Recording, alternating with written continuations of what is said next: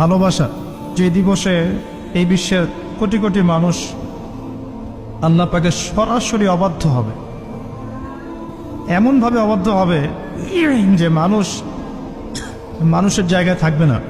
মানুষ তার প্রবৃত্তির পাশবিক দাসত্ব করবে। হারাম সম্পর্ক, কাছে আসার গল্প শুনেছেন?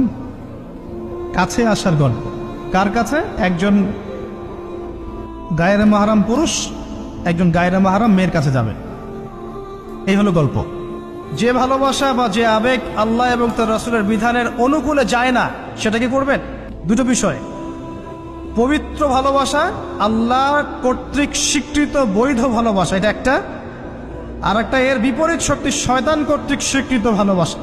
আমার কথাটা একটু গভীরভাবে বোঝেন। একটা হচ্ছে আল্লাহর পক্ষ থেকে স্বীকৃত বৈধ ভালোবাসা, এর বিপরীতে হচ্ছে একটা প্রবৃত্তিগত পাশবিক দাসত্ব, শয়তান কর্তৃক স্বীকৃত। কথা বুঝতে পারছেন? আল্লাহ কর্তৃক স্বীকৃতর মধ্যে আমরা পিতা মাতাকে ভালোবাসব, বরং পিতা মাতাকে যে ভালোবাসবে না এবং তাদের খেদমত করে জান্নাত লাভ করতে পারবে না, এই সন্তানদেরকে নবী সাল্লাল্লাহু আলাইহি ওয়াসাল্লাম অভিশাপ দিয়েছেন। নমস্কার।